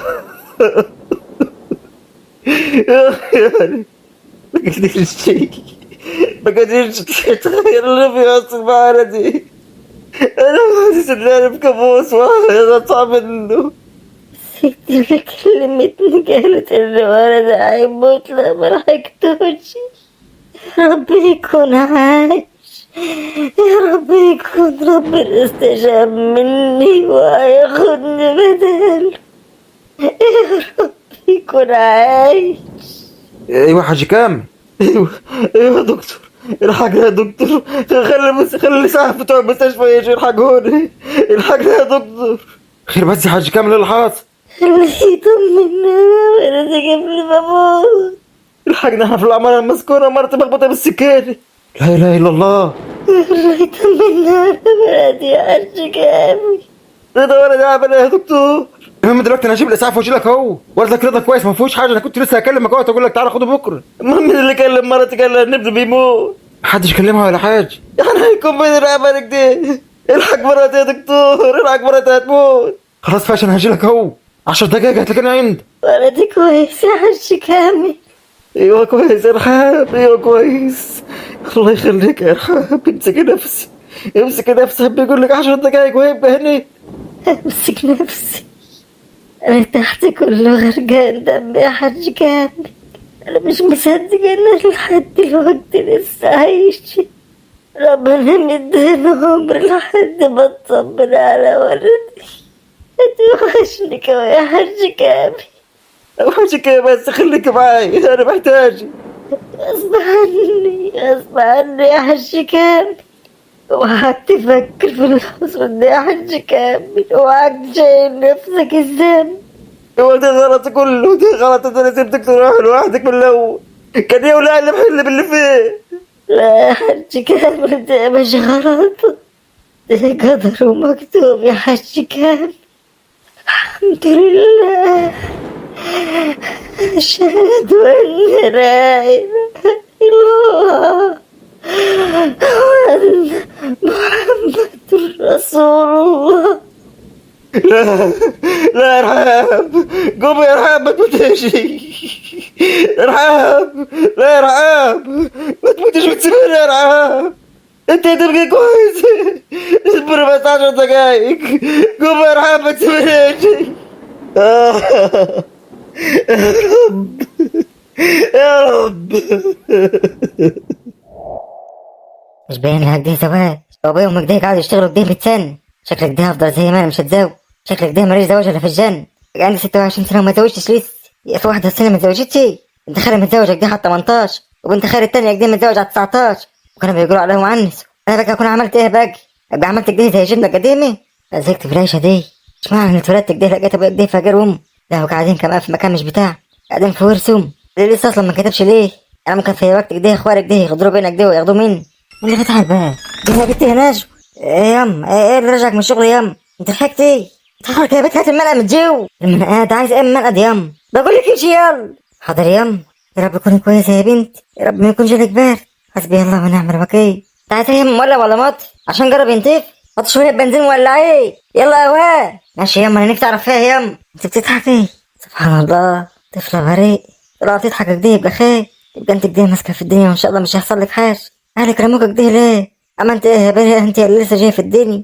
انت بتكلم مين ياما؟ في حد صاحي فيهم؟ خلصي يا بنت بقى. ماشي ياما، انا ولعت اهو. انت لسه مخلصه جريت له اهو. سيبك ساعه كده ولا جاي جاي يا بنت؟ خلاص اديني جيت اهوت ياما. يا ترى ايه اللي حاصل؟ ايه اللي في يدك دي ياما؟ دي عيله صغيره لقيناها على سكه القط. يا سواد ياما. ايه يا بنت؟ واحنا كنا ناقصين وجايبها لنا ليه يعني؟ خلي في قلبك رحمه، ما تبقيش زي ابوك. خلي في قلبك رحمه. في قلبي رحمه؟ هو في حد بيشفق علينا ولا عنده رحمه؟ جايبها لنا ليه يعني؟ معقول هترباها معانا ولا حاجه؟ يا بنتي لا، هنسال عليه واحنا ناقصين يعني عشان نربيه؟ هنسال عليه ونشوف بنت مين ونرجعها. ايوه يما كده فهمت. ترجعها يعني واهلها يعني هيدونا مكافاه صح؟ يا بنتي وانا بدور على مكافاه ايه؟ نقولها لك دي ياما، نقولها لك. نقولها لك دي يمكن لابسه حاجه ولا حاجه ناخده. يا بنت اظبطي نفسك، ما تبقيش عامله زي ابوك. سيبيني ده فيه يعني. هو انت ياما عاجبك القعده بتاعتي دي؟ عاجباك يعني؟ ما انا بدور على اي حاجه كده عشان اتزوج. قومي يا بنت فيزي من قدامي قوم. وعلى كده بقى هسيب الدورك دي يبوظ. خليها معايا وروحي وزعيه. ده انا تبشت في عجله ولا حاجه؟ خليها معاكي. وايه يعني اللي يحصل ياما لما تسيبها معايا؟ وانا يبان عليا اني واخده طباع ابوي. بس انا نفسي يبقى عندي عيل ولا بنت برضه. بحن العيال الصغيره ياما. عارفه ان انا باين ان انا قاسيه دي، بس اعمل ايه؟ اعمل ايه كبير؟ كبرت واللي حواليا كله مجدها بتبقى عيالك دي وتتزوج. لكن هسيبها ترضيه. اصبري بس كده وصلي وخلي عندك صبر. حاضر ياما. نعمل ايه بدل ما اشوف لابسه حالك لابسه اي حاجه؟ ما تعمليش حاجه يا بنت. قرش الحرام يا بنتي ما هوش حيل. ما تبقيش طالعه على ابوك. لو اتزوجت بقرش حرام هتطلق. اسمع اللي بقول لك عليه. احنا طيرين حرام ولا حلال ياما؟ هاتي ياما هاتي. دخلنا حاسب شويه امومك ده اللي الله اعلم هشوفهم ولا لا. دي بتضحك ياما. ايوه انا من ساعه ما خرجت برضه من الدرة كده بتضحك. السهرة دي ريحه الدرة عجبتني. مش عارفه اللي هي فيه. طفله بريء لسه قلبها ابيض، ما تعرفش حاجه عن الدين. يا ريت ياما لو ما كبرناش كده وخلينا اطفال وكنا شلنا اهم حاجه ياما. وانت تريك نصيبها تاخديه. انت اللي مستعجله كده وعايزه تتزوج. خلاص ياما قفل على الموضوع ياما، قفل على السير. خلينا نتامل فيها كده. انت يا حلو. اسمك ايه بقى يا حلو؟ ايه رايك ياما اسمها ايه دي ياما؟ وهو انا مش عرفني؟ اشم على ظهر ايدي يعني. هتعمل ايه ياما في الدرة دي ياما؟ هتبوظيه. يلا بقى من نصيب البهاي. بقى يجري وراك. انت واخده منه 50 جنيه عشان تشتري من ابوك. جدي اللي ما عندوش قلب اللي يبارك الحاج. لم نفسي. تغلط في جدك. ياما ما تجرسنيش ياما. تخيلوا كده ان هو ادانا حقك دي وهو عاي. اداك حقي؟ ما اداكيش حقك ولا حاجه، دي ما يكون كتبهولي. هو قال لي دي حق وقال لاخواتك دي. قال لهم عشان ما يبقاش حرام عليا اقسم كده بعد ما اموت. وقال ان شاء الله يا بنت هينوبك اكتر من كده كمان. احترمي نفسك بقى. ماشي ياما. ما عرفش بتحب ابوك واخواتك على ايه برضه يا بيت؟ ما قلتيش بقى ياما هيطلع اسمها ايه؟ ايوه توهي على انت قلت ايه. انا من نظرة هيطلع اسمها خديك. ايه ياما اللي انت بتقوليه دي؟ ده اسم قديم جو يا اختي. هو اسم وحش ولا حاجه؟ ده على اسم امي حتى الله يرحمها اللي ما نفعتناش برضه. يا بنت اظبطي نفسي. الله يرحمها ياما الله يرحمها. المهم بقى انا شايفه ان هي هيبقى اسمها فرح. ايوه عشان بتضحك كده من اول ما شفتها كده ضحك. ايوه تصدق برضه ممكن. لا مش ممكن، ده اكيد. هتدور ياما على اهلها مات وانا مش مأمن ان انا اسيبها لك. بس هسيبها لك كده واخد لف. حتى ياما ماشي. ايوه كده امنيل. عارف ان انت لو لقيت حاجه مش تاخديه. وانا عارف ان انت في الحلفان بالذات ما بتكدبيش. والله ياما لو لقيت حاجه مش هاخدها. ما تخافيش ياما هديها لك. ايه لسه حاجه بدري دي؟ جالك من النوم؟ يعني واخده بالك من الحلقه اللي هي لابساها؟ لا ما خدتش بالي. هي لابسه؟ ايوه لابسه. ولا حد فيك عبرني؟ ايه اللي انا شايفاه دي؟ ايه مهبول؟ دي عيله صغيره شفت ايه يعني؟ ايه نجوى خلفتي؟ لحلمك حقك يا اختي. يا ريت يا اخت. يا مهبول ما عرفاش هتاجل اللي مات. خلاها مهبول احسن. وانا مش شايفه بقى كويس. لا شايفه عيله صغيره. مين دي يم؟ انت اختك نجوى. ايه بقى يما؟ ما تقولي مين يم؟ اختي بقى اقول لك بقى انا خارج. خدوا بالكم منها بقى. حاضر يما ما تقلقيش. انت خلاص يا بنت تقولي مين دي؟ بتم بيتك اظبطي نفسك. انا اختك كبير. طب ما تقولي مين دي طيب؟ بنتي. استخفاف الدم دوت مش حيل وبالذات لما يكون على الصبح كده. يا ترى هيكونوا مش يساعدوا عليا؟ انت صدقت نفسي؟ دي يا بنت امك جايه على السك او سكه القطر وجايباها كده تسال على الاهل. انت بتقول ايه؟ زي ما بقول لك كده اسكتي بقى. يعني عليها لسه جايه الدنيا بيرموها قدام القطر كده. ان شاء الله هيكون وشها حلو علينا كده وابوها وامك كده لما نرجعها كده يدينا مبلغ. وان شاء الله المبلغ ده هتزوج بيه. يكون وش السعد علينا كده. اسمع يا ولدي، انا كنت دايما بجيب لمرض الاولانية ده امك صبري. كنت بجيب لها دهب ياما. كنت بجيبوا لها هدايا يعني. وكنت لما اجي اقول لامك اجيب لك زيها تقول لي ليه. بقيت تقول لي ليه من هنا واحط لها كده في البنك حق لحد ما جمعت حق الشقة اللي احنا كنا قاعدين فيه. وكتبتها باسمها عشان يبقى كده ما ظلمتهاش. الشقة دي من نصيبك يا حسن، انا كتبتها باسم. الاوراق بتاعتها هتلاقيها فيه. مقولش لحد الكلام ده، يوم ما الدنيا يديك بيك كده روح روح روح روح اقعد فيها يا ولدي. وسامحني يا ولد ان انا مش هقدر اكتب لك حاجة، عشان انا بخاف ربنا. لو انا حاسس ان العيال دي هتظلمك مش هتديك حاجة. انا سايب الوصية مع عمك برع، عارفه كويس ان انت ما كانش قصد. عرفش لحد دلوقتي تقريبا كده ما يعرفش حاجة. الوصية معاه وكاتب فيها ان الكل ياخد حقه والتمام كمان. ولو ظلموك يا ولدي سامحني يا ولدي، سامحني ان انا مش هعرف اكتب لك حاجة رضا عشان ما اروحش عند ربنا اتحاسب. يا ابوي انت مش عايز تفهم ده يا ابوي، انا مش عايز حد غيرك يا ابوي، وانا ليا حد غيرك في الدنيا يا ابوي. انت بس قوم بالسلامة يا ابوي، قوم بالسلامة بس ليا يا ابوي. مفيهاش قوم يا ولدي. انا يا ولدي بدأت اشوف امك واختك قدامي، ودي شكلها نهايتي يا ولدي. عشان انت خد بالك من نفسك يا رضا، وهاك تسيب الدنيا تضحك عليك يا ولدي. الدنيا يا ولدي ملهاش عازة، ملهاش عازة يا رضا. شدتك امك كانت شغالة عندي في البيت، وقبل ما تموت وصيتنا نتزوج امك. شغلت امك عندي هنا على انها خدامة واتزوجت. بعد كده لما لقيت صبري بتعملها وحش وديتها في شقة لوحدي، عشان متحملتش اشوفها بتهزق. انا لما امك ماتت يا رضا انا شكيت في صبري، عشان انا عارف ان هي مش هتقبل ان انا اتزوج عليه. بس هي ما كانتش تعرف اصلا ان انا اتزوجت. عشان انت اموت واعرف فين اللي عملت دي. قعدت ادور كتير يا ولدي عشان اشيب حق امك وحق اختك، بس ما عرفتش. كان نفسي اعرف منين واجيب حقي. مالك يا مالك؟ أبا الله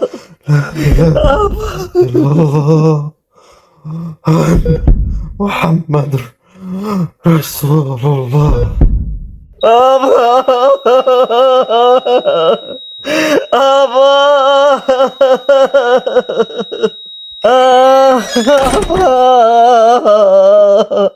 مال ابوي ماله؟ مالك يا ابوي؟ ماله يا رضا ابوي ماله؟ هو ابوي ما بيردش عليا ليه؟ ابا ابا ابا ما تردش عليا ليه يابا؟ ما تردش عليا ليه يابا؟ رد علي. يا ابوي مات، ابوي مات ولا ايه؟ اللي يعمل غيرك يا ابوي، اللي يعمل غيرك يا ابوي، ما تسيبنيش، ما تسيبنيش يا ابوي، انا ماليش غيرك يا ابوي. ابوس يدك يا ابوي، ابوس يدك يا ابوي. انا لله وانا اليه راجعون. مالكم كده محسين انتوا مش عايشين في الدنيا؟ بتعيطوا ليه؟ ابوكم عمره ما عمل حاجه غلط في حياته، وكلنا في الاخر هموم، وما عملش الا غلطه واحده بس الحمد لله اتصلح.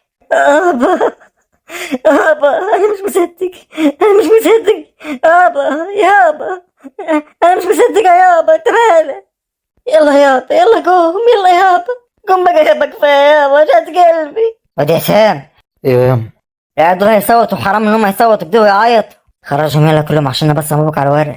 خلاص ماشي يا ام. خرج مديحة ورضا بس ولا خرج كله؟ انت شايف قدامك اهو كله بيعيط، يبقى خرجهم كله. انا مجهز الورق معاي، يلا بسرعه جواه. ايه انت وانت تقلبوها نكد ولا ايه؟ حرام لما تعيطوا كده وتصوتوا كده وانتوا مش عارفين كده ولا ايه؟ نصوت ليه يا اخوي؟ نصوت ليه يا ابوي تعبان وهيقوم اهو، وتقوم يابا. يلا انت وهي يلا بر. يلا يا استاذ انت هو يلا عبد الستار. يلا خدوا بعضكم واخرجوا بره دلوقتي. يلا المفروض الماء يديه يقعد شويه كده ما حدش يصوت جنبه حد ولا يبقى فيها عيط جنبه. قوم يا بنتي يلا. قوم في الوسيب يا ابوي، قوم في الوسيب يا ابوي تعبان. يلا يابا قوم يابا معلش. هو مفيش سمع كلام ولا ايه؟ انا قلت يلا انت وهي بر. سيبوه شويه كده لوحده لما تهدوا كده وتعرفوا تتحكموا في نفسكم كده خشوا له تاني. يلا اوعى توي. انت هتنام يابا يعني واجرك تاني؟ انت نام شويه صح، اخرج طيب وابطل عيط كده. ايوه انا هبطل اعيط، انا هعيط ليه؟ انا هعيط ليه يابا؟ اخرج واجرك تاني. يلا يا انت وهو، يلا اخرج عيطوا بر. يلا يا عبد الستار، يلا يا دي انت. ايه يا رضا؟ بتعيط يا رضا؟ انت السبب في ده كله يا رضا. ملوش لزوم الكلام. يلا يا ابن الغالي، يلا بره يا ابن الغالي، ما تعيطش على ابوه. اللي بتعمله ده يا حبيبي حرام. يلا امشي بره. سيبوني مع ابويا شوي. اسمع كلام احسن يا المام. الظاهر كده انت عايز تتضرب تاني. ارجعك لايام ما كنت صغير. حرام عليك، سيبوني مع ابويا شوي. نقول لك كده حرام. اوعى تسيبه بقول. انت كمان بتعصي اخوك الكبير. شدوا يا سامح من جلابيك دي، اخرجوا بره. يلا يا سام. انا قلت لك بالراح، والظاهر كده ان البراحه مش نافع معاه. قوم اخرج يلا. توحشني قوي يابا، تقلقش يابا، انا دايما هكون جنبك يابا، حتى بعد ما تندفن يابا خليني جنب واجي لك كل يوم يابا. لا ما تقلقش، هو انت كده مش هيبقى لك مكان عندين. يبقى نام هناك في التراب بقى جنبه برضه. امشي انت ما تنشفش نفس. ده هتغدى. ما تقلقش يابا، ما تقلق يابا. يعني هو من نفسه كده من بعد الدفن ما شفتوش. ايوه يا ريت ما يظهرش، يكون احسن له يعني. يهدفن معانا وبعد كده ما شفناش تاني. روحنا قلنا هيجي ولا حاجه عشان نكرش ولا حاجه، ما جاش. اصل هو عنده دم زي امه الغالية على قلب الحاج كام. اهم حاجه يا اختي بديت توزن الامور دي، وتحاولوا بدي يعني تمسكوا نفسك، تحاولوا بدي ترجعوا الامور دي زي اللو. ماشي يا سامح؟ عارف ان قلبك زي امك يا سامح. مال قصدك ايه يا خالي؟ يعني ما عنديش دما يعني؟ ايوه يا سامح، مالك امال كده؟ امبارح كنت كويس واول امبارح. ايه يا خالي اللي مخليك مكشر كده؟ ده يعني بقول انت اللي طالع لي يعني. كنت بتعمل كده وما بفكرش ان انا ابويا ساب اثر صحيح. انت مش حاسه كده في حاجه ناقصه في البيت؟ ايوه تصدق في حاجه ناقصه برضه. رضا ابن الخدام. قلبك قاسي قوي. يعني هو انا يا اخويا قلبي قاسي من فراغ؟ انت عارف اللي فيها يا اخوي. عارف اللي فيها بس مش الدرجات. خلي عندك شويه حنيه كده.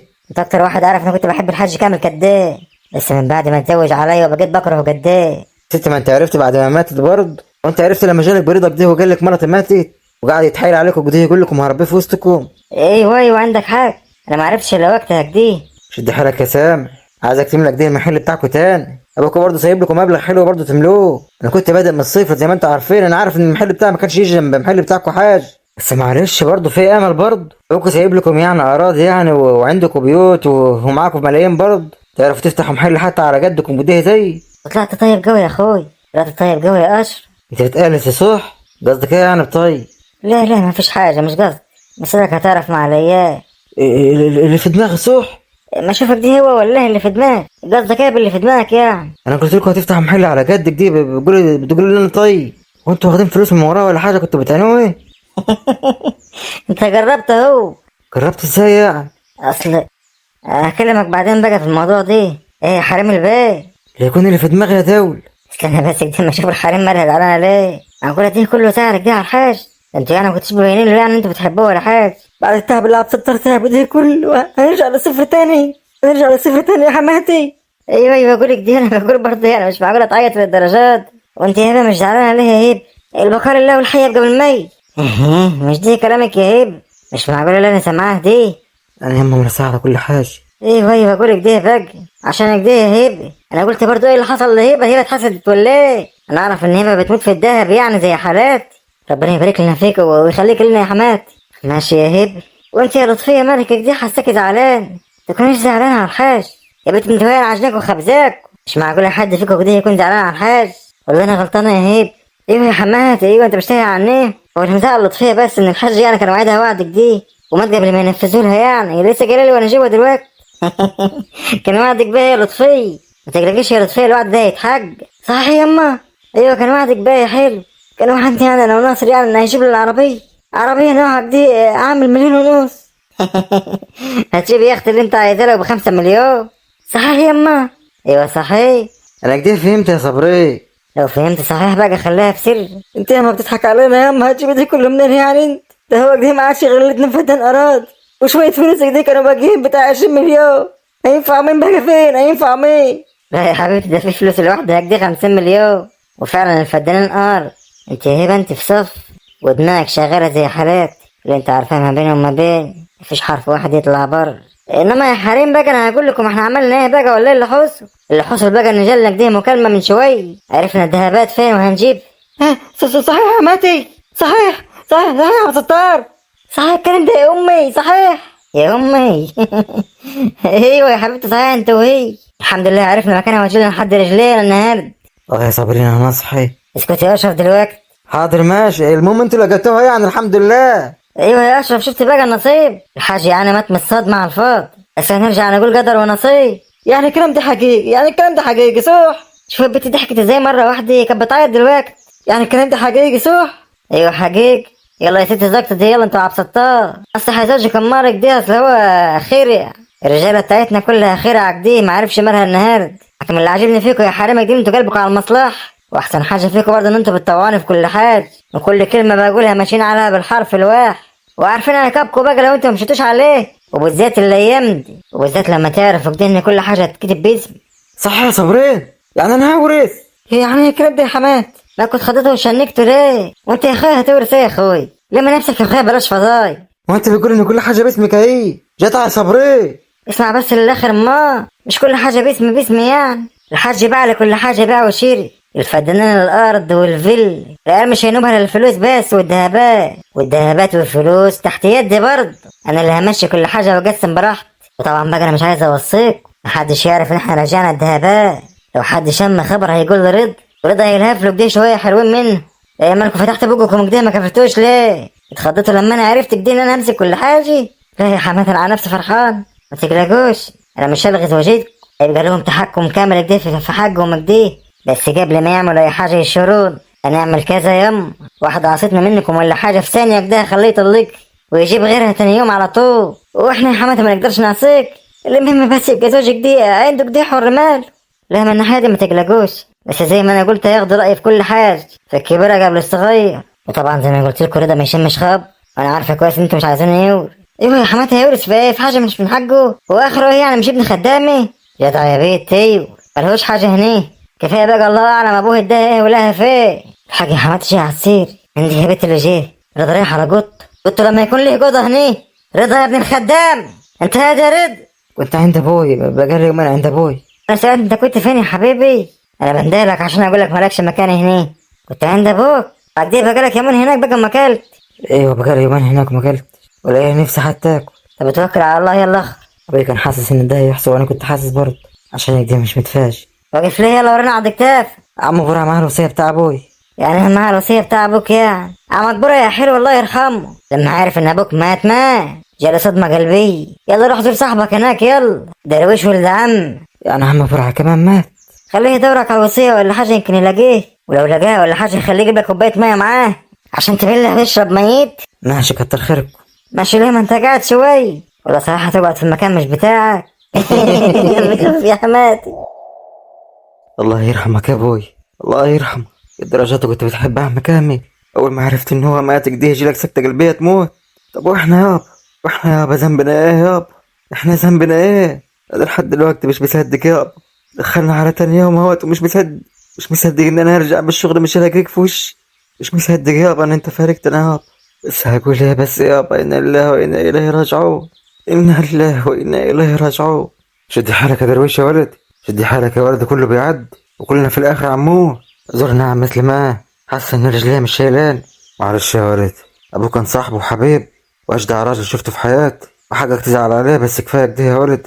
هي الدنيا ايه يعني غير يومين وكلنا في الاخر عموت يا ولد. الحمد لله يا عم سليمان، الحمد لله. الحياه بقى من الميت يا ولد، عيش حياتك ورا من اللي فات ورا ظهر، ما تفكرش في اللي فات يا ولد وعيش اللي جاي. ربنا يصبرنا على فراق يا عم سليمان، ربنا يصبرني. اللي حصل لعمه واللي حصل لابويا ده كله بسبب رضا اللي انا كنت عامله زي اخوي. والجماعه كمان بيقولوا ان هو اللي سرق المحيل. انت قصدك على رضا ولد كامل؟ يا ولد عمي كلهم بيقولوا ان هو اللي سرق المحيل، بيقولوا له نسي يومها وانسرق، وما هوش معقول يعني يكون سابق ده وانسرق ده يعني لوحده. بيقول لك اللي هو اكيد هو اللي سرق، وده اللي هيبقى عاملها عليه. المشكله في ده كل ان ابويا اللي ضاع في النص، المشكله ان ابويا اللي ضاع. طب خلاص ما تعيطش يا درويش، قلت لك يا ولد كلنا هموه. الحمد لله يا عم سليمان، الحمد لله. ما عرفش لا يا عم سليمان، ما عادش في امان في الدنيا دي. انا لو شفته بكره اقتله كده، بكره اقتله بسبب وضع ابويا وعمي. السلام عليكم. سلام ورحمه.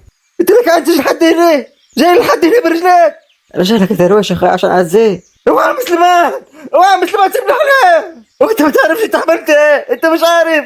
حسبي الله ونعم الوكيل فيك، تقتل قتيل وتمشي في جنازته. حسبي الله ونعم الوكيل فيك يا اخي. اوعى يا عم سليمان، بشرب دمه. وانا عملت كده قصدي يا ولد عمي، انت اكتر واحد عارف انا بحب ابوي قد ايه، وانا فاكر كويس ان انا قفلت المحيل. انا ما اعرفش ده حصل ازاي وانسرق ازاي. انا دلوقتي ما عادش ليا حد غيرك يا ولد عم. امشي من وشي، امشي من وشي حق الاصل يا حرامي. وانت تصدق نفسك، انت مصدق اللي انت بتقوله ده؟ انت اللي سرقت المحل يا حرامي، انت سبب في قتل ابوي، انت قتلت ابويا ما ماتش كده عادي. مثل ما تسيبني. اللي قال لك الكلام ده؟ انا اللي سرقت المحل. انا اكون سبب في موت ابويا. حرام عليك يا درويش تقول ان انا عملت كده. انت عارفني كويس. انت عارفني كويس يا ولد عم. ده احنا اخوات من واحنا صغيرين كده متربيين مع بعض واخوات يا ولد عم. بقول لك امشي من وشي امشي يلا. وما تقولش اسمع لسانك تاني. يلا امشي من وشي. امشي بقول لك وديك امشي في وشي. خلاص يا درويش يا ولد عيبك دي. ممكن يكون مظلوم انت هو سبب في موت ابويا. اوعك تكون ولد عمك دي تاني. انا لا ولد عمك ولا اعرفه. قوم يلا امشي من هنا. قوم يا ولد دلوقتي يا ولد قوم من وشي دلوقتي يا ولد عشان ما تمسكوش في بعض. لا عمري ما امسك فيها عم الحاج عشان انا طول عمري عامل اخوي وكنت جاي اعزيه واتاسف له واحكي له ان اخوه مظلوم. اخوه ما كانش قصده ينسى المحل. لا كمان ده وصل والله اللي سرقت المحل. انا اللي قتلت ابويا يا عمي. كنت جاي اصبر واشيل هم واشيل هم وحاطط في دماغي ان ده اخر واحد بقيلي. بس الظاهر كده ان انا خلاص ما عادش حد بقيلي في الدنيا من بعد ابوي. حسبي الله ونعم الوكيل فيك يا اخي. حسبي الله ونعم الوكيل. طب مين كان مظلوم يا درويش يا ولد؟ بكره تشوف يا عم سليمان. بكره تشوف لما الاقي يبان عليه مش مسامحه. حسبي الله ونعم الوكيل.